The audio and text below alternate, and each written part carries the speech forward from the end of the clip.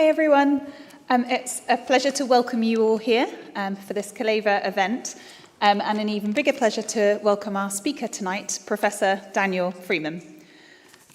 Professor Freeman's been in Oxford for a while, but has just recently joined both Magdalen and the Department of Psychology as a chair in psychology.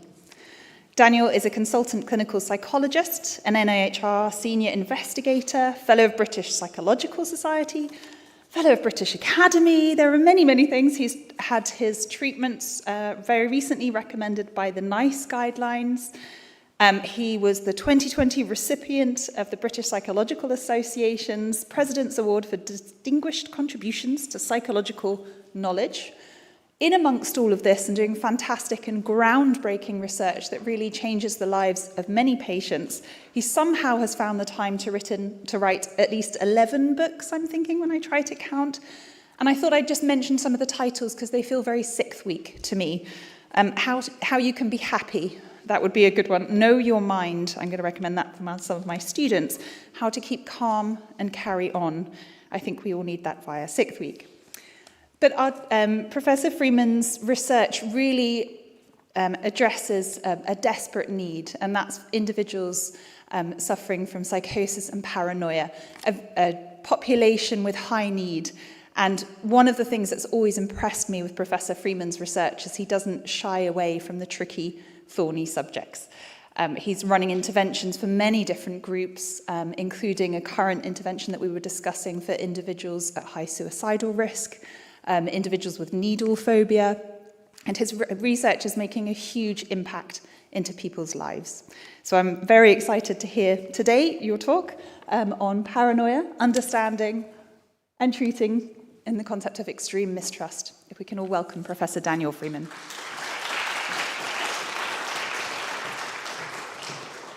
Thank you, Lucy, for very kind words, and thank you all for coming along. It's very nice to see you. I was going to share a little bit of my personal story, just a little bit today.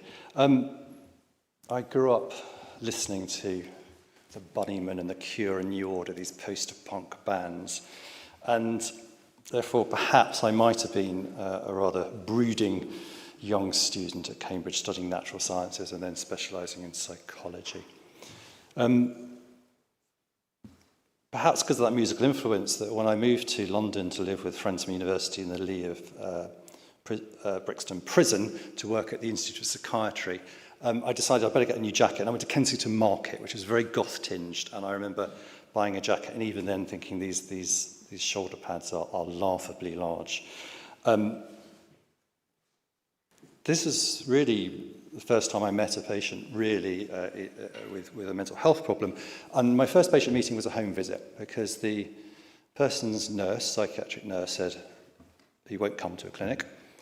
And more than that, if you knock on the front door, he will not answer because he will think it's the government agencies come to kidnap him and torture him and kill him. So what I had to do was clamber through the bushes, past the bins, looking like an inept burglar, basically, to knock on a window 3 times, at which point Robert let me in. Now, Robert had severe paranoia, what's called a persecutory delusion. These sorts of beliefs, strongly held beliefs that others are going to do something deliberately against you. This is all in South London. I'm going to quickly switch to this beautiful Greek island. This is Kos, birthplace of Hippocrates, who first used the word paranoia, and he applied it to the confused rambling someone has when they're acutely unwell. So right at the start, paranoia became locked into this discourse of irrationality. And when it was revised or renewed as a term in psychiatric diagnostic symptoms, it was locked very much into this idea of psychosis. And psychosis and neurosis were this fundamental division, still is in mental health services, where neurosis is meaningful and allows empathy, but psychosis is ununderstandable. That was the view, and that's kind of dominated psychiatric practice for a long time. And when I was first starting, really the prevailing view was from all of this is do not talk about it. Don't talk about delusion. So in psychiatry, we're saying it's a waste of time to argue with a paranoid patient, but you can persuade them not to talk about it. Psychologists were doing behavioural reinforcement with tokens that if a person spoke correctly, i.e. not about a delusion, they were rewarded. If they're on an award, they would get cigarettes and allowed time off the ward, for example. So when Robert let me in, I think we had two very, very nervous people. I was nervous because from what I'd taught, this is the kind of the bad lands of mental health, that you shouldn't be talking about this. And for Robert, it was basically, can you trust this young guy with this silly jacket? Can you do that? And he did. And what I learned was the official version of all of this was nonsense, that you can talk about it, that Robert's experiences, his beliefs were very understandable in the light of what had happened to him in his life. And from that moment, my ambition really, as developing as a clinical psychologist, was to develop a much better treatment for severe paranoia, for persecutory delusions. So that's what I'm going to tell you. I'm going to tell you about the Feeling Safe program, which was the new treatment that I developed. I'm going to tell you about Game Change, which is about our technology, where we're trying to get many more people access to really good therapy. I'm going to tell you also why this journey ended up with me actually also working with the Oxford vaccine group. So forward winding probably 30 years from that starting at the Institute, about a year ago, 2 years ago, published the results of the Feeling Safe program, which I'm going to tell you about today. But what I've been doing recently is capturing some of the voices of people who've had the Feeling Safe program, and I'm going to show you an animation which is voiced by someone who's had the Feeling Safe program, so you get a flavour of it. I was scared of mostly everything. Going outside, opening the front door, it's everything. People were going to hurt me. I wouldn't go out on my own. I wouldn't do anything. I used to feel like everyone was watching me, everyone was looking at me, everyone was judging me all the time. I have trouble with voices in my head which are very unkind. They say quite nasty things, they put me down a lot, and it makes you feel low, it makes you feel unhappy. They're bullies, basically. I think things I missed out on because of being scared of everything was I missed out on a lot of my kids growing up, basically. Doing the Feeling Safe program was the best thing I've ever done because what I learned and what I can do now is amazing. And being more aware that people aren't going to hurt me anymore. You know, you have the odd day where you think, oh, but there's little blips, basically. The things I can do now after doing the Feeling Safe is I can go and take my dogs for a walk on my own. I can go into a shop on my own. I can cycle to my mum's on my own. And over time I've learned that these voices, yes, they are bullies, but nothing has happened to me. I go out, I haven't been stabbed, nothing's happened to the kids. And over time, I've learnt that yes, although they are bullies, I'm not going to listen to them like I used to. It feels magic being able to do these things that I couldn't do before, basically. And to realise that people aren't all bad. The world is a good place. You've got to get out there and enjoy it. So let's rewind. How did we end up with the Feeling Safe program? I want to tell you about basic principles underlying it that are part of the development process, but also in essence, how a therapy comes across. Firstly, it's about respect towards the person, and actually a patient group that has often had little of it. And there's a quote that I always have in my head when I meet a person for the first time, which is, the delusional belief is not being held in the face of evidence normally sufficient to destroy it, but it's being held because of evidence powerful enough to support it. So I want to get into the person's shoes to see how the world is viewed by them as much as possible, to get their perspective. And also worked a lot with people with lived experiences, particularly through the McPin Foundation, to throughout get guidance from people who've had these sorts of problems. Are we picking the right problems? Are we going in the right direction? What are these? How are we presenting this? Is this right? And that's coupled with also lots of surveys of patients to find out what the sorts of difficulties they are having and what their preferences for treatment are. We've done surveys now with thousands of patients. But one of the first ones I ever did was assess levels of worry, because patients would say that worry made things worse. They'd sit and think paranoia and paranoia.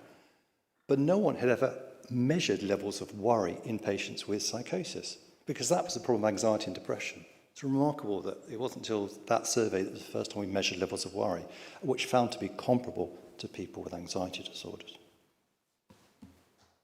And then crucially, a treatment based upon targeting the key causal factors that underpin the problem. Backed this theoretical understanding by really strong experimental psychology. But how would you do with that with a paranoia? Particularly, how would you do it with paranoia when paranoia is about inaccurate fears that others are deliberately trying to get at you? When, of course, sometimes people are out to get you. How do you actually research this problem when you could be unsure whether it's paranoia or actual true threat? So this was back in 2001 when I just finished my clinical psychology training and went, in this instance, to use tech. And this is the first VR lab set up when I was at King's. And the reason I set it up was because the idea was you could use virtual reality to present people with exactly the same neutral social situations, and if people perceived hostility from the computer characters, then that had to be a paranoid type judgment. That was the prediction. And I guess, of course, if you were paranoid about computer characters, you'd be so in the real world too. VR, and I didn't probably say this enough, was pretty much the kit we had was pretty much handmade in the States. It was very costly. You always have to have a computer programmer, and it was highly specialist kit. So often, with allusion to the film 2001, I often had an expression that you're about to see now. Open the pod bay doors, Hal. I'm sorry, Dave. I'm afraid I can't do that.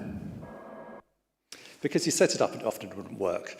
But that changed, and you're going to hear about that today. But a typical study we did was recruit, say, 200 people in this one from the general population, not people with severe mental health problems. Representative group, we had assessed them for a long time, 90 minutes, on a whole range of psychological tasks. And then back in this time, we got them to take a virtual tube ride, and you can see what the programming was like back in the early 2000s.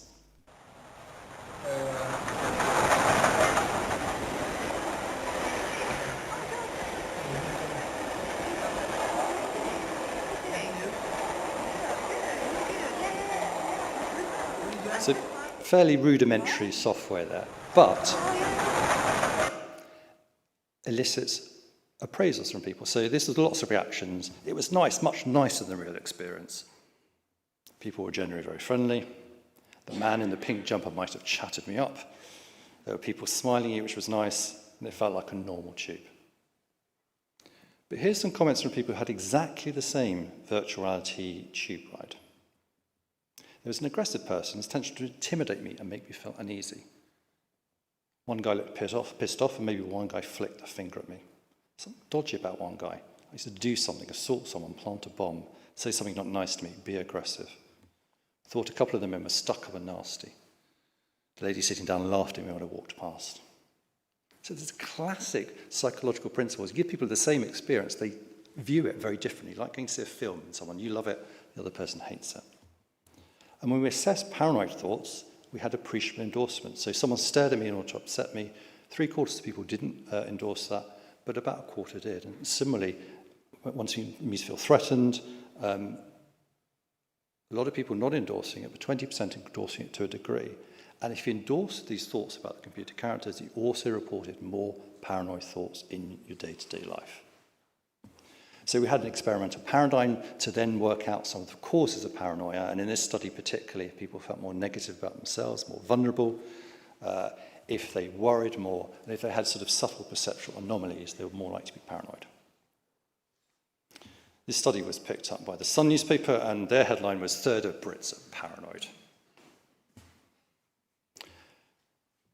But what this is also showing is that actually mistrust is there in the general population. It's a kind of strategy that people use, and our patients often talk about battles, which made me think about a couple of the spy writers that I kind of like. So John le Carre in Tinker Tailor wrote, "Survival is an infinite capacity for suspicion. It serves a function." Although the character who he gave those words to, Jim Prideaux, was actually betrayed by his best friend in this. So it didn't protect him. And then Graham Greene said, "It is impossible to go through life without trust. That is being present in the worst cell of all, oneself." But the basic point being that paranoia isn't confined to ramblings when you're physically unwell. It's not confined to psychosis. It arises from our everyday judgments about whether to trust or mistrust, which all of us do. We just don't talk about it very much. So if we're sharing bank details, walking down a particular street, going somewhere public, deciding whether to share a confidence with someone, all of these are decision-making we're making. And when we're overly mistrustful, when it's tilted towards that, then we tend to be much more likely to have paranoia.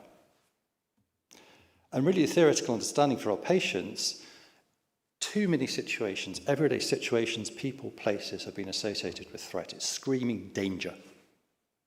So therefore, what we have to do in successful therapy is also help the person to learn these places are now safe. So that becomes the dominant memory associated with the world, rather than these threat-based feelings and memories.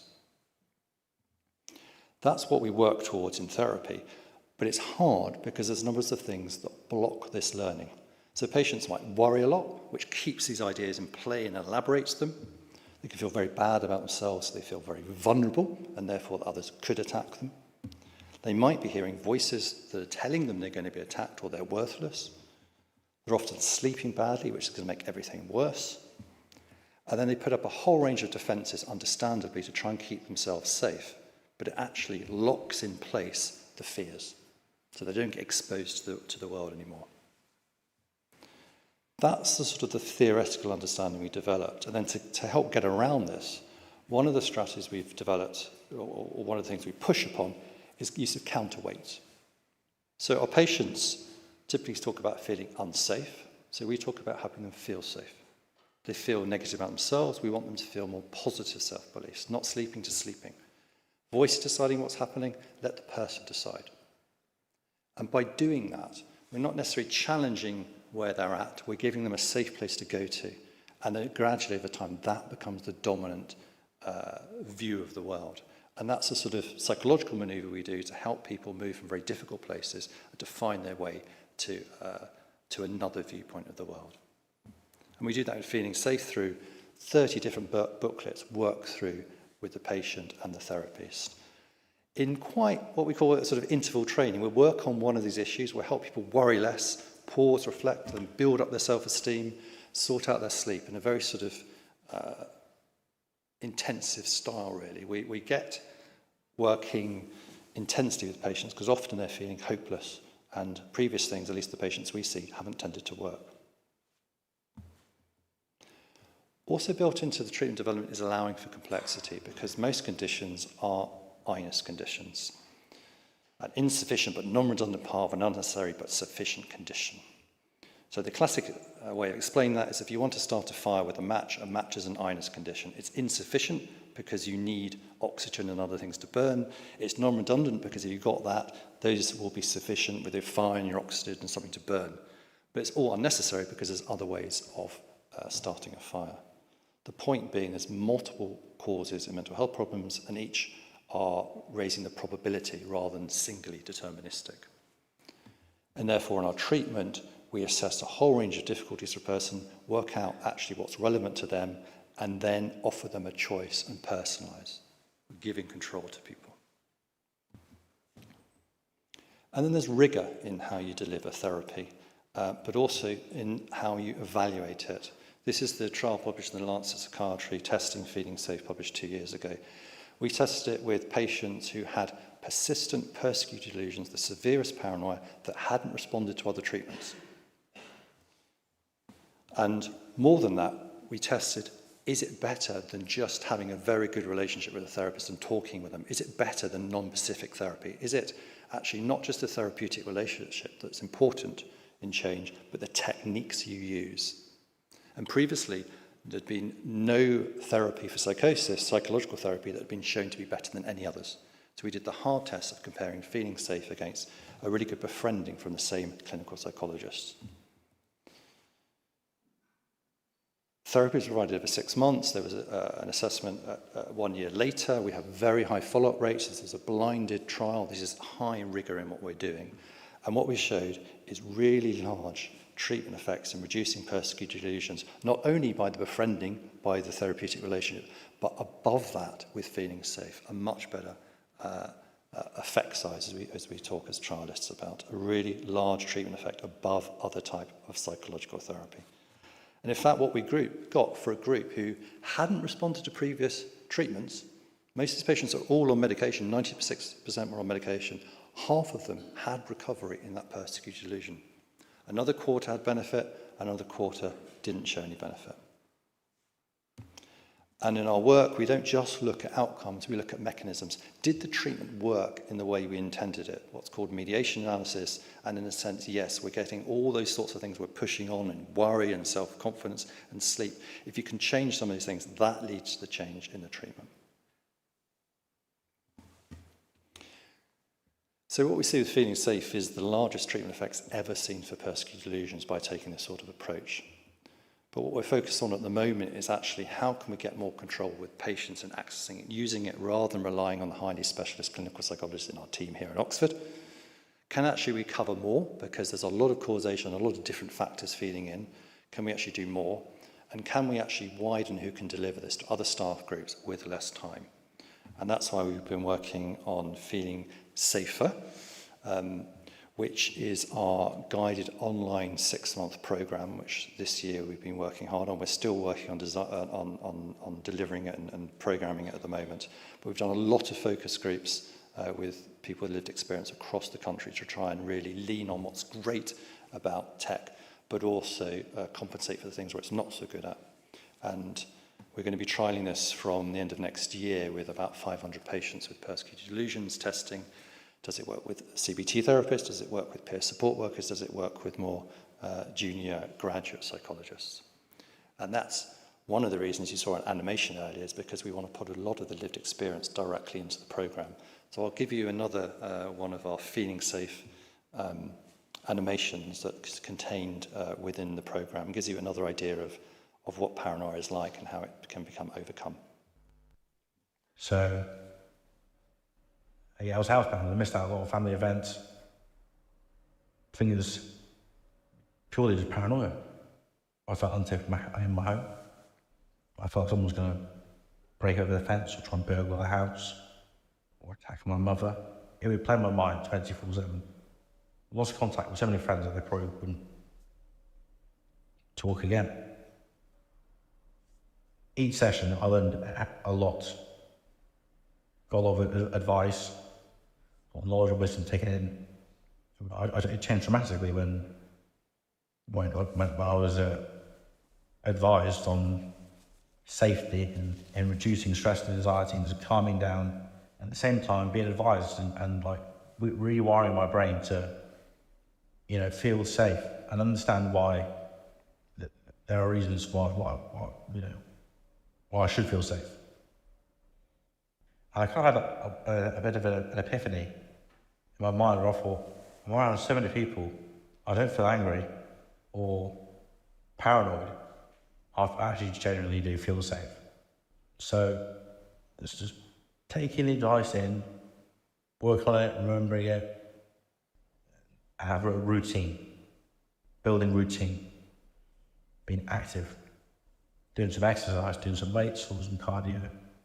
All these things came back to me to have a more normal, full life, an active life, for a great life again.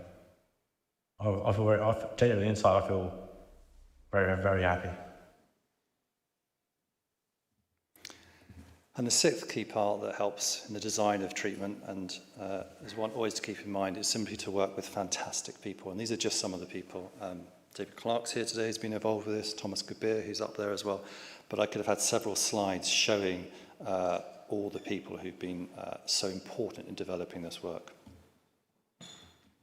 There's a comment from Claire who said, this type of therapy has been a massive game changer in my life. Although I was sceptical, my life has changed massively. The Feeling Safe program should have a nickname of the game changer.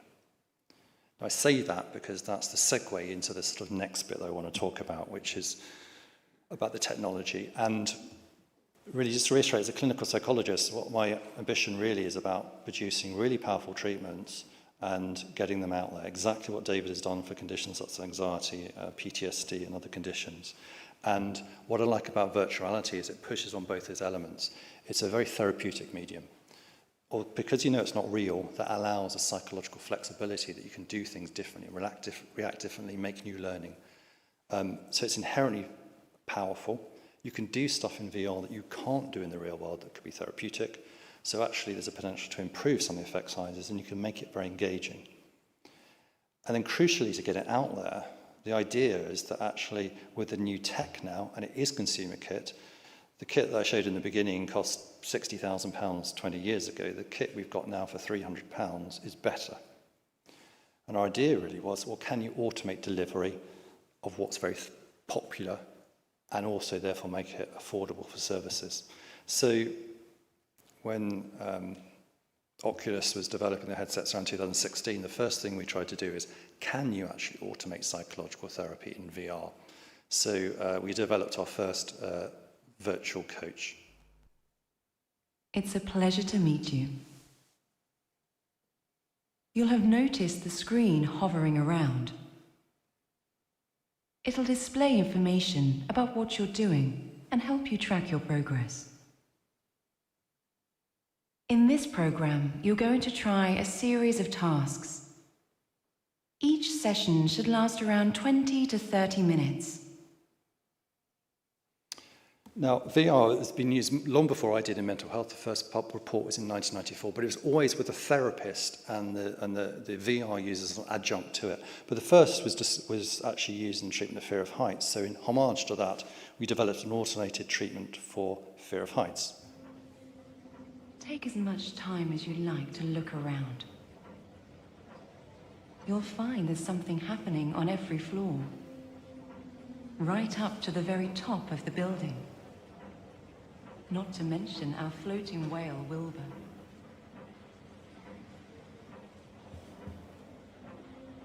This building has 10 floors. Imagine you're standing on a balcony overlooking the atrium. On which floor do you think you'd experience a moderate level of anxiety?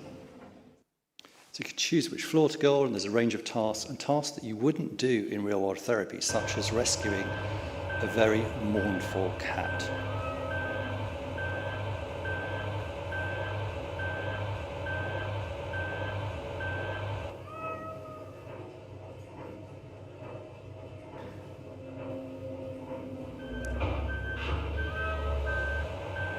If you have a fear of heights, this task is terrifying. This is actually one of our VR programmers.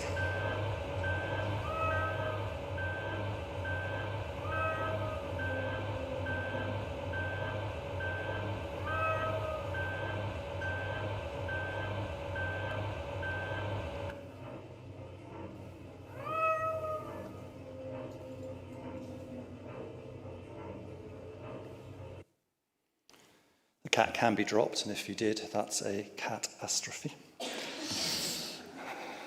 Sorry.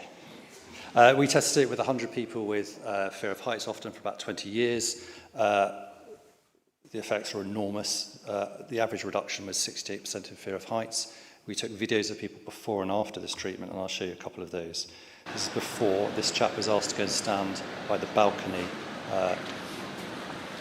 in, I forgot what it's called, the shopping centre down the road.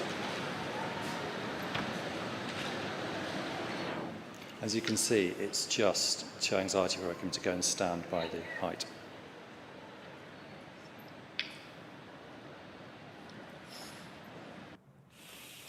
Comes in, I think he had 2, maybe 3 hours of therapy going across the virtual rope bridge here.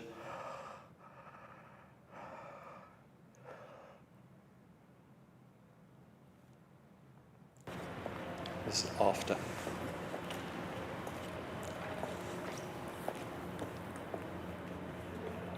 The nonsense now.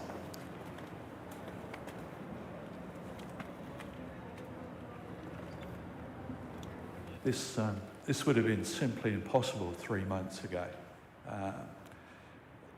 That it would have been total avoidance. I wouldn't even have attempted this. And I'll show you another one. This is someone less severe, but meant they couldn't go on escalators, as you're about to see.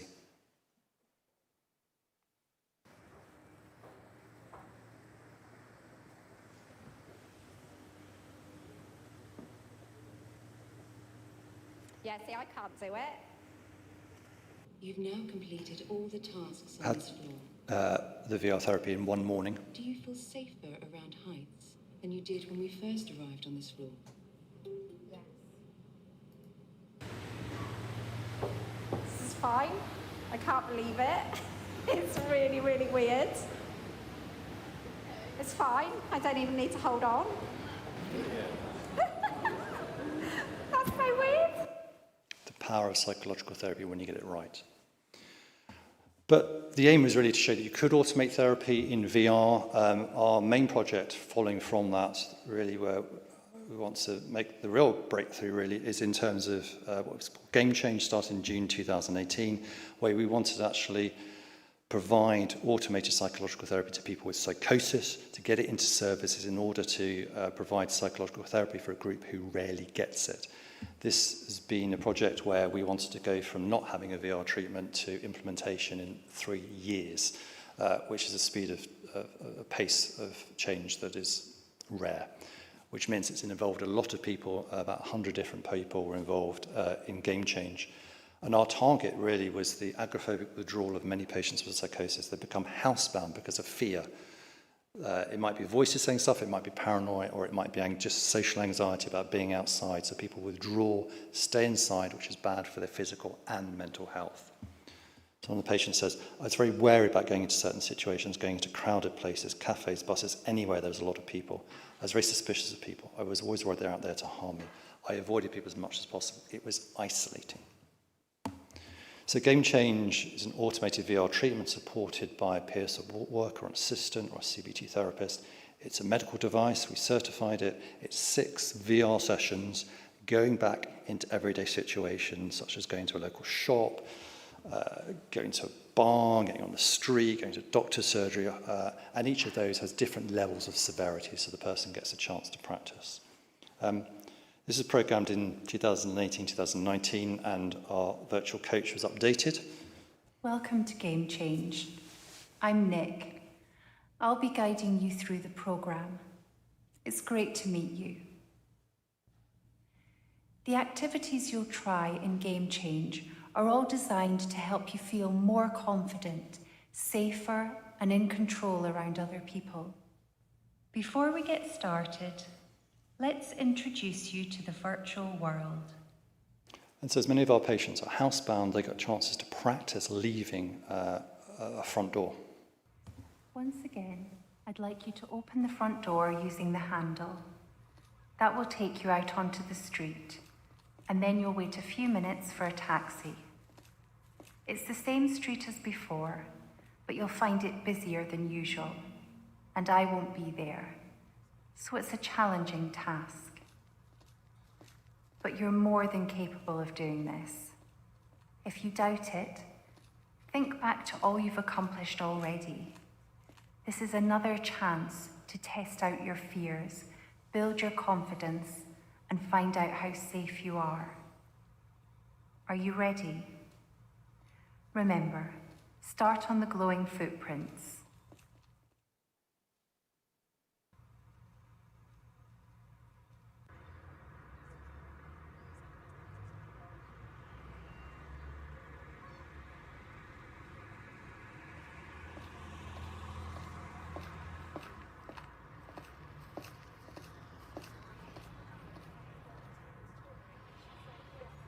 Now, we're about showing that what we do works, so we've done a lot of research around the design process, the outcomes, patient experience, health economics.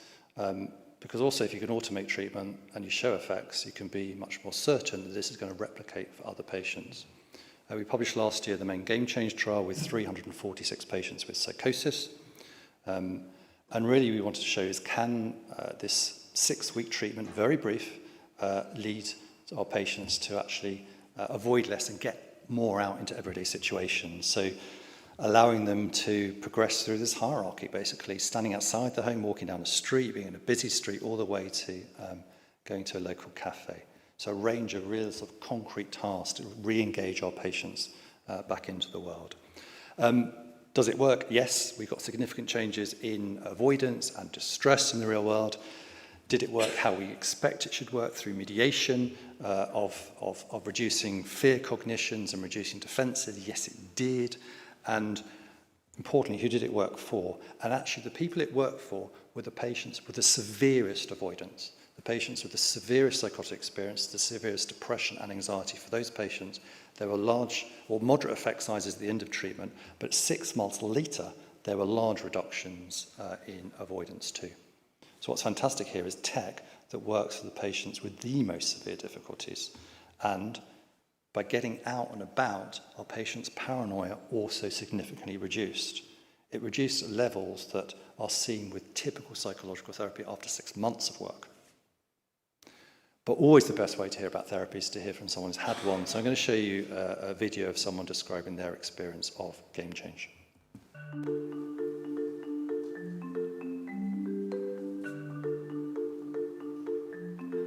Before I started the trial, I was having a lot of problems in terms of confidence around other people.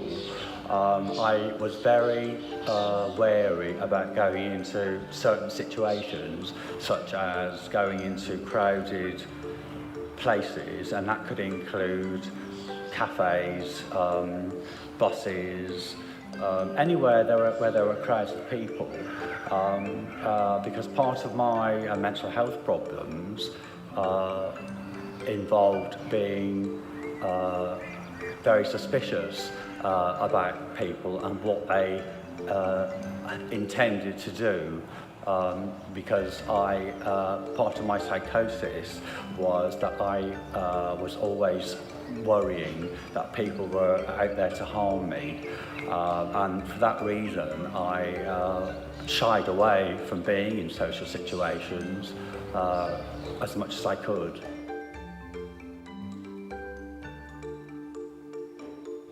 It was a lot easier than I thought it was going to be, because I was thinking to myself that I would be quite fearful about doing it. But once I started doing it, I found it really easy. And also, because I found it a really safe environment, I knew in my mind that the people that I was seeing on screen, they weren't real. And it was a safe environment for me to try things, to try and rise above my mental health problems, if you like, in a safe environment. So I was really quite impressed. I felt able to use the different techniques to approach people in the VR world that I probably wouldn't do in the real world. Looking at people in the face, for example, turning around, talking to people in a queue, that type of thing. So yes, I did enjoy it, and the different scenarios that you find within the VR world were really interesting and very relevant, I think, to real life. What I tried to do is when I'd had the VR sessions, I tried to use the sort of techniques that I'd learned and the lessons, if you like, that I'd learned during those particular sessions in the real world as a practice. So on one occasion I got onto a bus, sat down, and I ended up chatting to a lady from the bus, and we were chatting so much that I forgot to get off. I felt so confident on that bus. It was quite an eye-opener for me.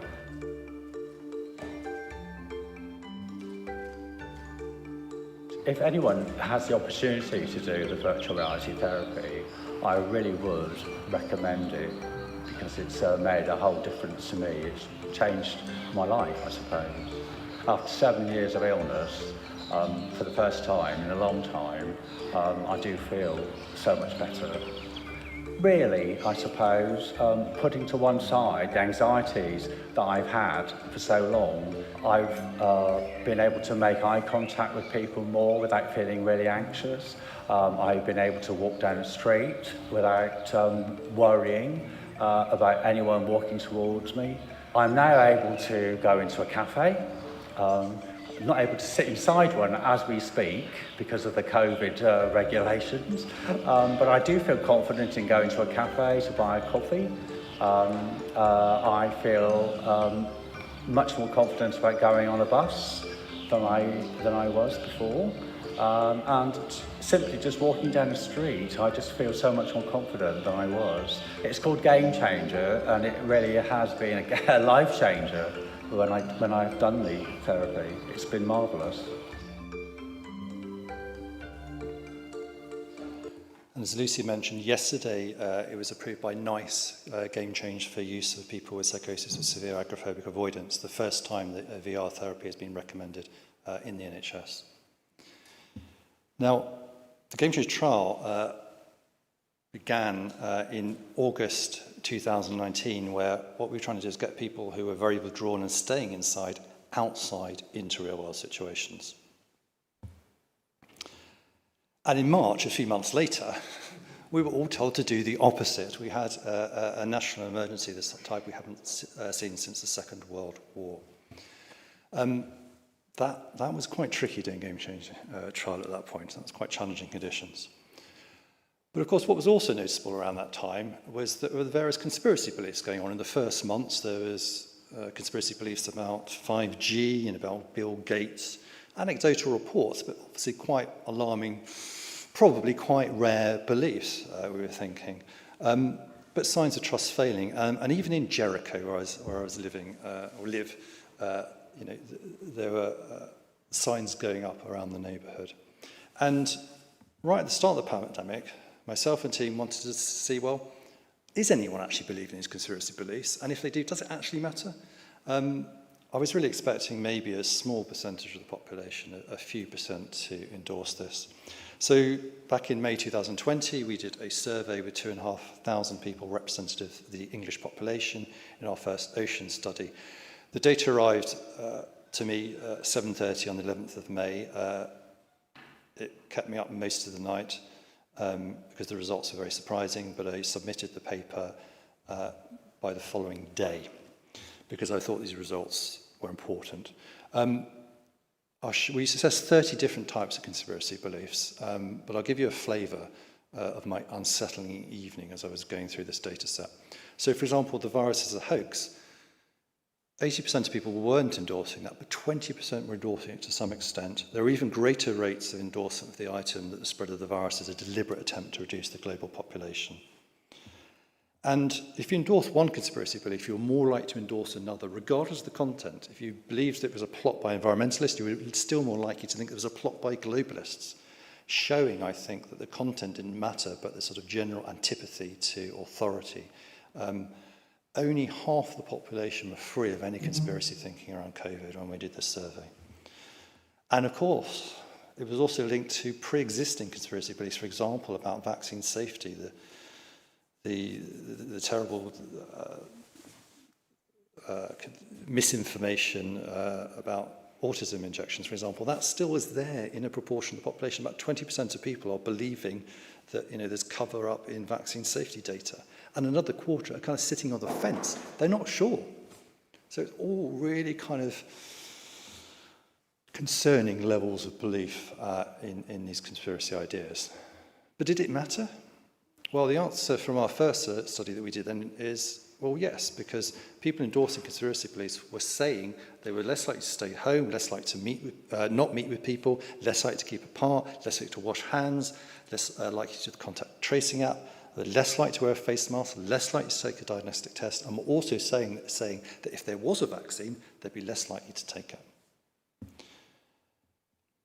I think there'd been a sort of perfect storm gathering. We knew conspiracy beliefs particularly were held by those who are or perceive themselves to be marginalised. We know there's attacks on truth. There's been greater distrust of institutions, and the pandemic kind of happened into this. And really what I think is we've seen in the last few years now, conspiracy thinking entering the mainstream, where a lot of people in the population, it's not confined to just a small subgroup, a lot of the people in the population are beginning to endorse or believe these conspiracy type beliefs. Now, while we were publishing our first Asian study, the Oxford Vaccine Group here were actually beginning to trial the first COVID vaccine. And I was taking daily walks on Port Meadow, and I was thinking, well, it's extraordinary, because I'm a paranoia researcher, it's about mistrust, and that is a corrosive to society, but it's seldom there's a particular moment in time that it really shows its head. And what I was thinking, well, there's going to be a real test of trust here. When there is a vaccine, are people going to take it? Or is there too much mistrust? And I also realised I knew nothing about vaccines. So I sent a very sort of hesitant email to Andrew Pollard and Helen Shane saying, you must be unimaginably busy, and apologies for the disturbance, but I wonder whether you might be interested in work around vaccine hesitancy. And to their credit, both of them said, absolutely. So we formed a sort of fuller oceans team to begin to look at vaccine hesitancy, and also is there a way of changing it. But of course, before we change things, we want to understand things better. So the second ocean study done later in 2020 with just over 5,000 adults looked both at quantitative data but also qualitative interviews with people around vaccine hesitancy. What we found in terms of vaccine hesitancy levels back then is about 3/4 of the population were willing to have the vaccine, so that's good. But of course, there's a significant minority who are saying even back then they wouldn't take it. We found 3 types of key beliefs that affected whether the person was actually willing to have a COVID-19 vaccine or were likely to refuse it or be hesitant. One was beliefs about collective benefit. So if you were likely to take it, you'd think it's, I think it's really selfish almost to think, oh, I don't want to get it, just because you think you'll be fine. It's about thinking about others and coming together sort of as like a community. That's what people who are more likely to accept a vaccine were saying. But those who are more hesitant were saying, if I then get it, then that's my choice. It's like if I smoke, that's my choice. If I want to shorten my life, because I know smoking will shorten my life. So it's just a personal choice thing. It also is around speed of development. So if you were more positive about the vaccine, you'd see the speed of development as a sign of science really working. To get a vaccine ready in such a short time, frankly, is quite amazing. It shows how good our pharmaceutical industry is, and I think it's something to be proud of. But if you're vaccine hesitant, you'd be saying, it's too short a time. I don't think there's anywhere near enough data they've got. And personally, I think they may even, no, definitely, they're using the general public as guinea pigs. And guinea pigs was certainly a phrase I was hearing. And also the third main group was around the seriousness of coronavirus. So again, there was, for people who are more likely to take a vaccine, they were saying, well, obviously the surrounding areas have been bad, and the country as a whole has been a mess, a total mess. And it is serious because so many people are dying. But people who are vaccine hesitant were saying, I still feel a lot of the figures are wrong because they seem to be putting things down to COVID where they're not all COVID. We know that. Everybody knows it.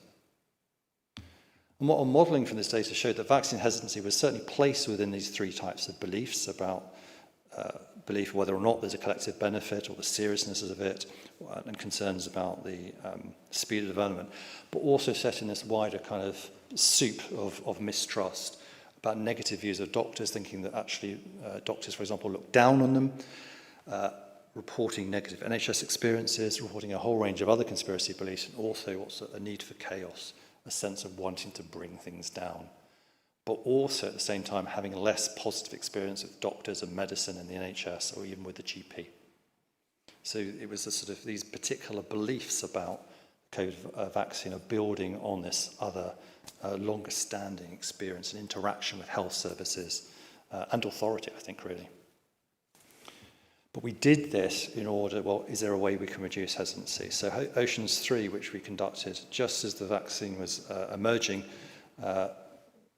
or being given to the general population in early 2021, where we did a randomized controlled test with almost 19,000 adults in the UK population, where we tested out 10 different COVID-19 vaccine messages, just brief things above a statement of whether it's safe and effective that actually might potentially reduce hesitancy in the general population. So that's what we were trying to see. Is there a way of framing things that actually would lead people to feel more likely that they would take a COVID-19 vaccination? And this was published in 2021. And of course, what we were expecting is really the one that would produce the most change was messaging around pushing on this collective benefit. So we tested this sort of message. The vaccine makes it much less likely that we'll pass on COVID-19 to other people. So by taking it, we're helping to protect each other, family, friends, neighbours and colleagues. It's all the more important given that some of the people we meet may be especially vulnerable to the virus. But actually, it wasn't that message that produced the change. I think that message is important, but it'd probably be swayed enough people by then. The one that actually changed the minds of people who are vaccine hesitant was about personal benefit. So we can't be sure, even if we're relatively young and fit, that we won't be seriously ill or struggle with long-term COVID-related problems. Taking the vaccine means we can get on with our life without worrying about what the virus might have in store for us. And of course, if you think about it, it's really probably not surprising this is the message that's the most effective, because if you're vaccine hesitant, of course, you're not currently unwell. You don't think you're at particular risk from COVID anyway, but you do think you're at risk from the vaccine. And often you're finding, you're feeling that you're rather excluded from the collective anyway. So the collective benefit argument at this point wasn't actually carrying much weight. So once you're actually into personal risk, the best counterweight we found, at least in this study, is around personal benefit.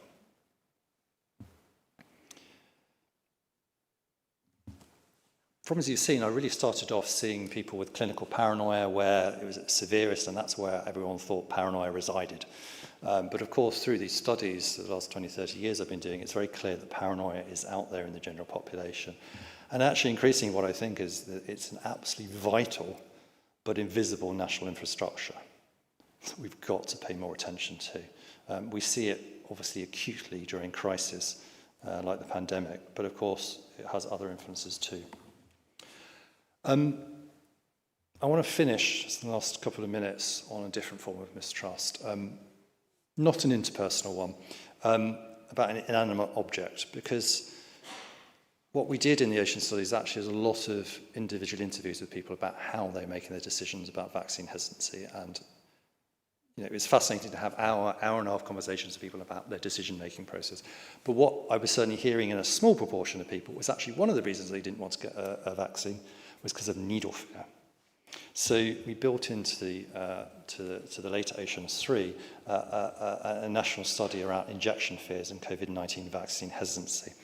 And what we found is that probably 1 in 10 cases of hesitancy could be attributed to actual fear of needles. So what we've been doing over the last year in particular is we've been developing a virtual reality treatment for needle fear, particularly focusing upon young people. When people first have their experiences of vaccinations, can we actually reduce the mistrust and anxiety around needles? We are getting close to having our initial prototype. I'm going to show you something that no one's seen yet, a bit of a sneak preview of within the VR Needle Fears program. So if you don't like needles, obviously you may not want to watch all of this, but I'm not going to show you a bit, because obviously what we're going to do is get people practicing in VR receiving a needle injection. But I'm going to show you some of the sort of the fun things that we can get people doing in VR. So here's a snippet that no one's seen. So there's various rooms, you could do lots of tasks, you end up in a gym like in a school for the vaccine, but in this particular one you get, for example, to practice giving an injection to donuts.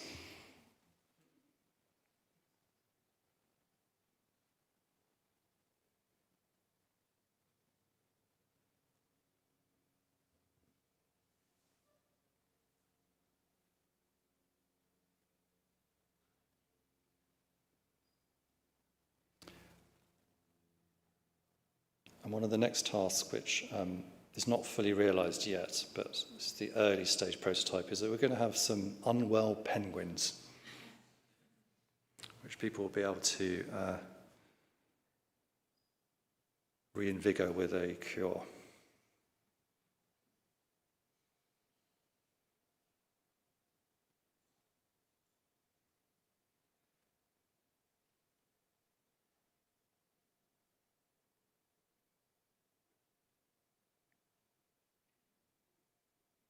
and then the penguins are going to be happy. There is a technical challenge about how to animate penguins, so we're still working on that, but this is the early stages of the sorts of things you can do VR that you wouldn't do in real life, that actually in this instance I think is going to help reduce mistrust and anxiety about a very important medical procedure, because I think those sorts of mistrust is growing in the population too, to intervene early. So it's a program to inject a little bit more trust into the world, but there's clearly a lot more work to do. I'll stop there.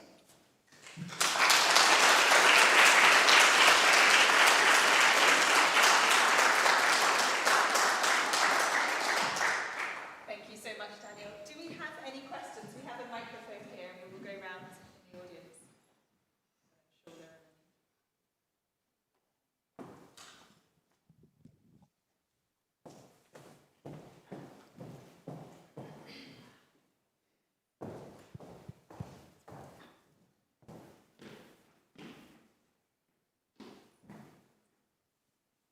Thank you very much. That was really interesting.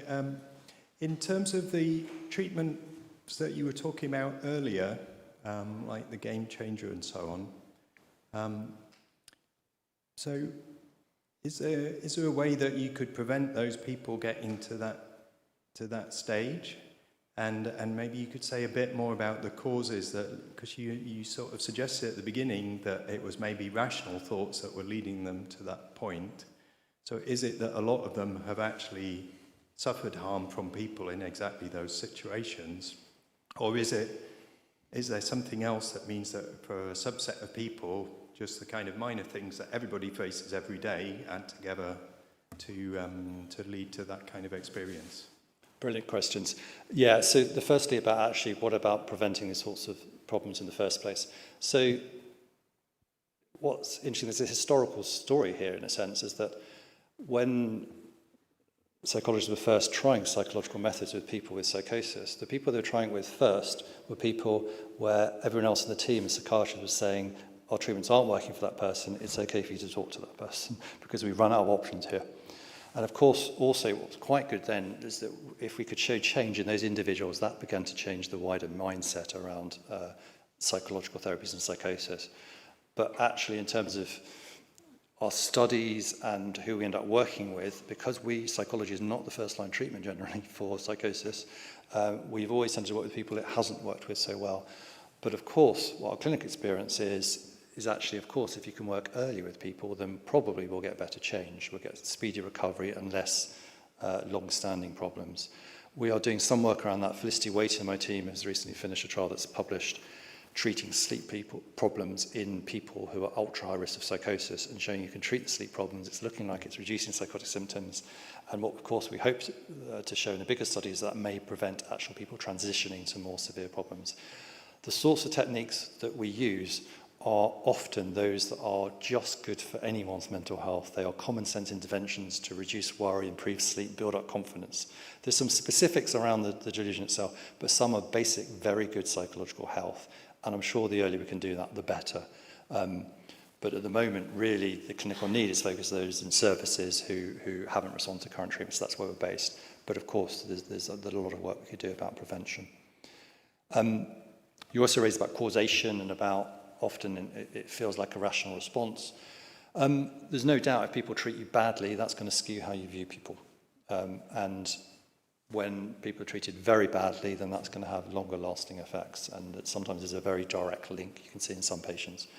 But of course, what we also know from studies is that people react differently to being assaulted, for example. Everyone's paranoia goes up in stages after that. But for most people, it comes down, but not for everyone. And there's various psychological predictors of that. With most, even real-world difficulties that happen to you, how you process it and how you react to it is going to determine the degree to which it has a longer-lasting impact.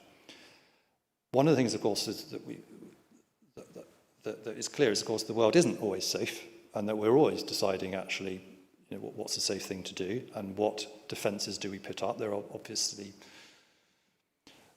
things that we don't do because we know they may be safe, putting ourselves at risk, but we also have to think about the countermeasures and the consequences of those. And really the issue for our patients is that they are feeling unsafe and attacked now when they're not. So the judgment We don't know what happened in the past, but the judgment now isn't correct. And so what we're doing is helping people recalibrate.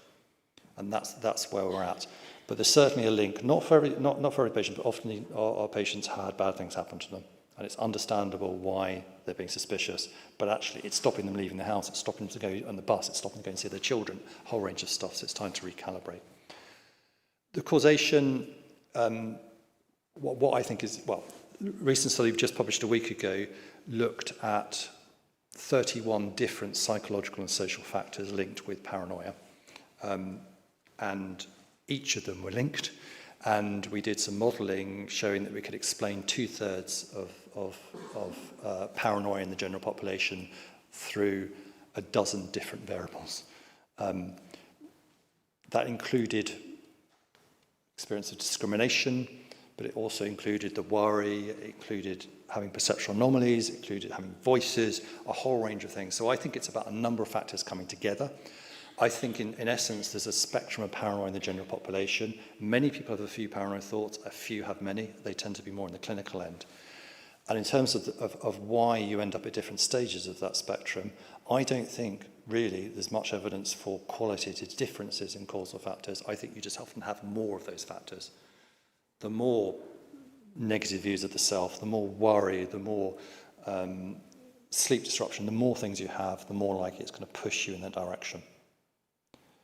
Those sorts of things often push you in direction of many different mental health problems as well, and there are some things that might push you a bit more in the paranoid direction than it might, for example, in social anxiety. But there are fewer of those than one might expect. And that makes sense because paranoia arises out of these ordinary judgments we have to make about the world, whether to trust or mistrust, and we at times have to be agile about that. It's easy to get wrong. It's really easy, as I'm sure all of us know, to misread the intentions of other people. Great questions, thank you.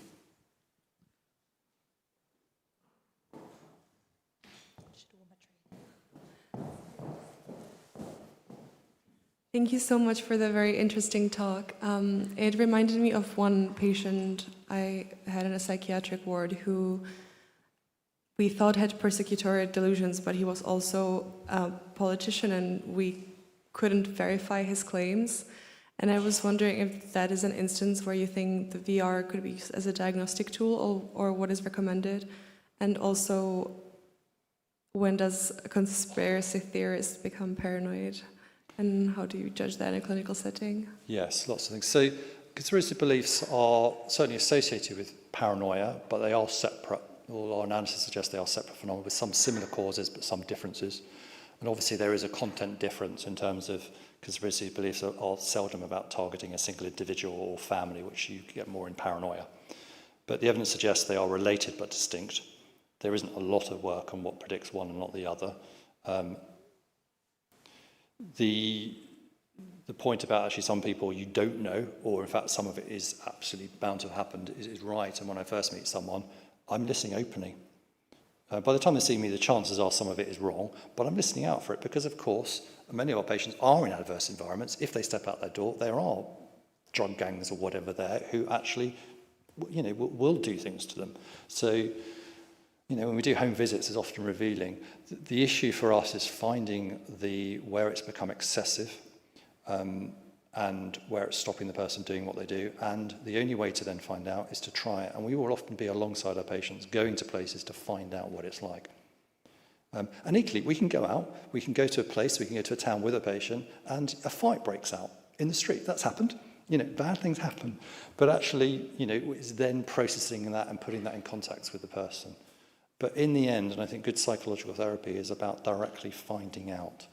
We are often, what we obviously do with our patients are finding out about the things that we're pretty sure probably should be all right, but one can't always presume.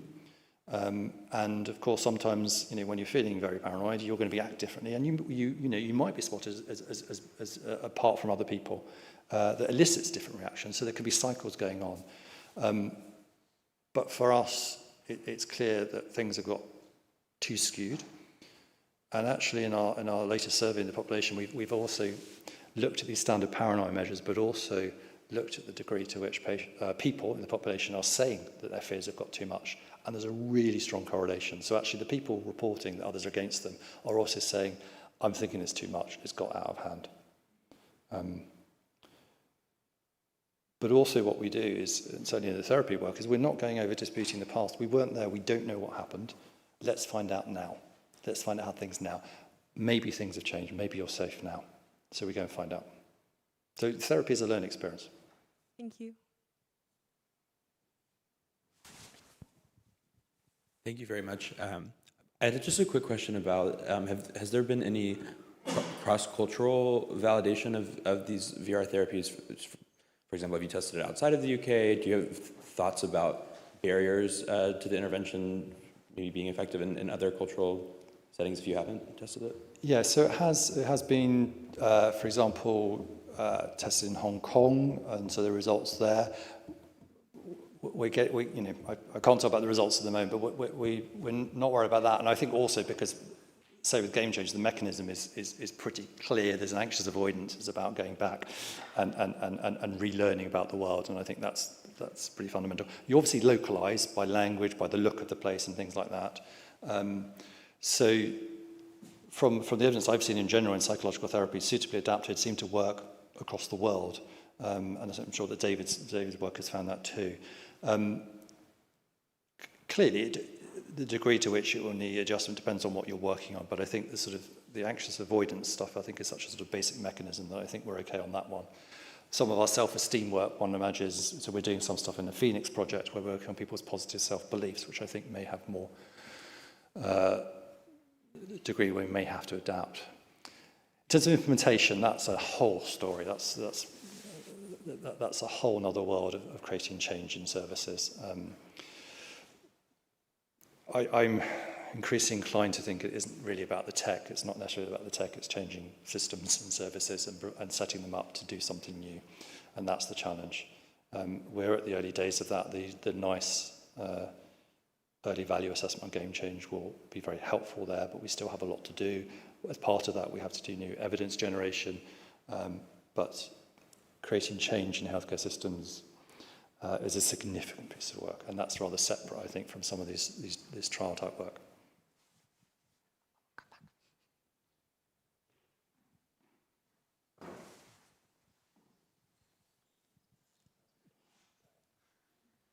Hi, thank you for your talk. It was really interesting.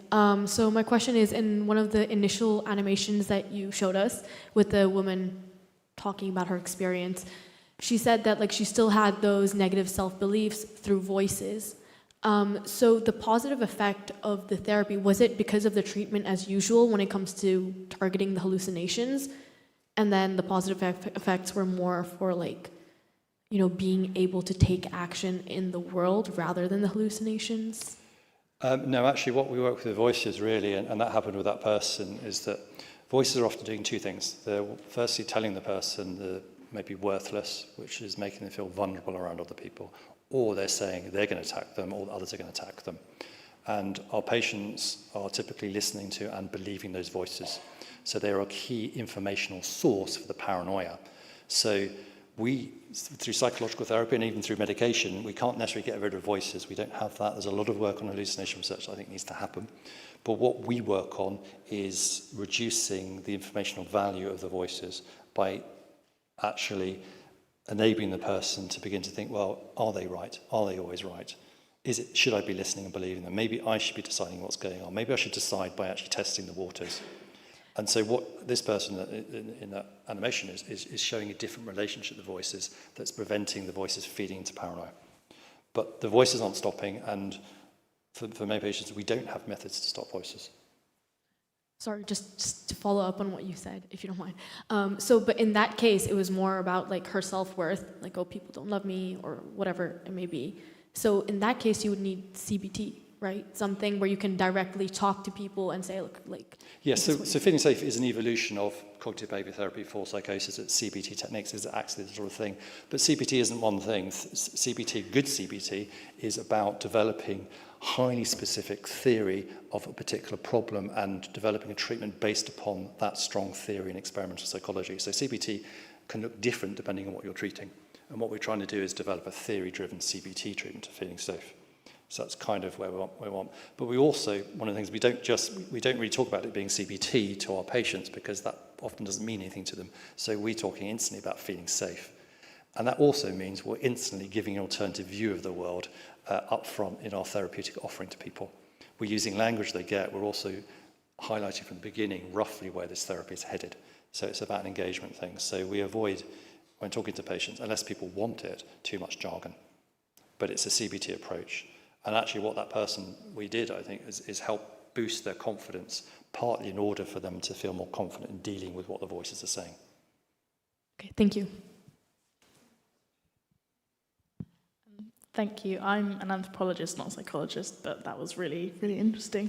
I have two questions. The first one was regarding, I noticed in one of the first trials for, I think, Feeling Safe, there are a few people that you excluded because they didn't have the capacity to take part. And I was wondering whether, along those lines, these sort of methods could be used in older patients who would have sort of Alzheimer-related paranoia or dementia, and whether the same methods might work for them. And then secondly, just a quick one, I was wondering whether you had to sort of control for any uncanny valley effects with the virtual reality things. Yeah, great questions, thank you.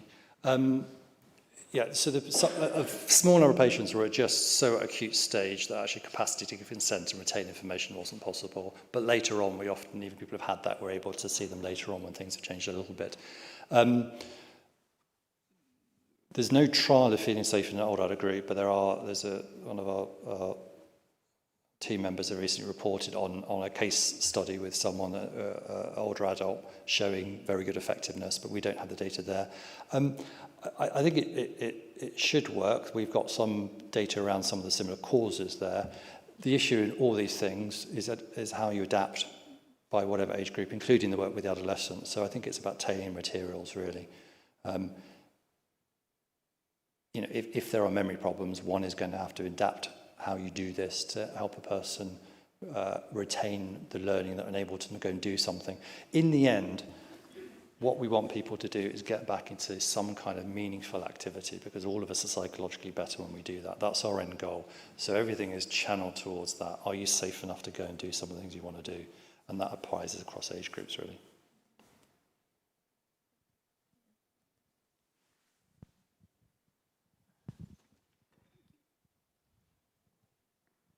So scared of heights, and just showing that video has brought it in. Daniel, come and see you later. Thank you. That was a stunning presentation, and tremendous seeing the impact you can have. And I've got, I know a few cases that would have benefited from this. I'm also aware of a number of the other virtual reality therapies and some of the challenges that they have in getting adopted. And it'd be interesting to hear some more about the challenges as you see them. For instance, so are the therapists who are dealing with the patients hesitant in passing their patients on, various factors like that? And secondly, what about the cost and commercial aspects of it? Because there are companies around that have raised huge amounts of money, promising all sorts of things with VR. And yet it ought to be a low cost, very easy to implement activity. Is that something that's given you a lot of thought? Yeah, it has. I mean, it's probably less than my world, but we are doing a lot around that. Referrals is interesting. I mean, our trials are, we depend on the referrals from within the services, and you can definitely see biases. I mean, strangely, I find it strange really, but some of the work we do, certainly in the early stages, we get referred more men than women, and beyond what should be there. So there are sort of these biases that go on. We noticed that early in Game Change and did a lot of work to then change that, so it wasn't a problem in our trial. One of the key learnings actually in this is there's certainly show patient stories, but actually take headsets into teams and show people, because those videos don't capture what it's like. When you put a headset in, you feel immersed, and that is how we change a lot of people's mind, by going into teams and showing it, and then reporting back on the patient experiences. And then, of course, we record some of them and do that. And actually, the enthusiasm within services is strong, and in Oxford Health, we're setting up now a pilot service to begin to think about how we do this, and almost set up a demonstration site about how actually we can help improve patient outcomes. And then there's whole issues around the organisation to set up services, because it isn't just give someone a headset. It's automated, but we have retained support of a mental health staff member there, partly because some people need that support to use any sort of tech, partly people want it, but also all of us respond better when there's some kind of check-in, but we've expanded the workforce who can do that. But that also needs to be done within a supervision structure. So one has to pay attention to that too. So I think you have to persuade health services to make a change.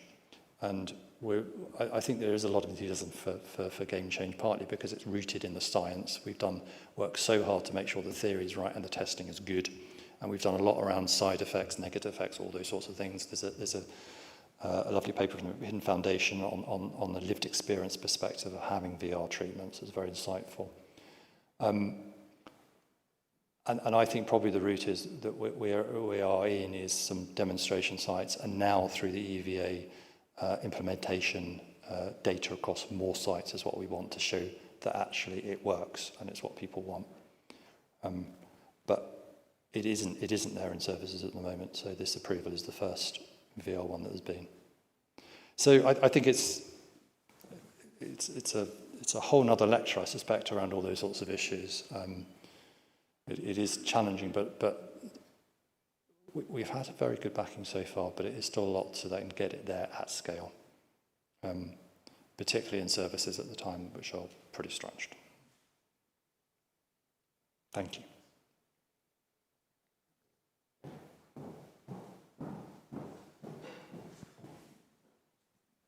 Thank you for a very interesting and moving talk. I was curious if, particularly in the cases where you're dealing with patients who are experiencing paranoia, whether you simultaneously faced any challenges related to mistrust of technology or mistrust of engaging in sort of a VR environment?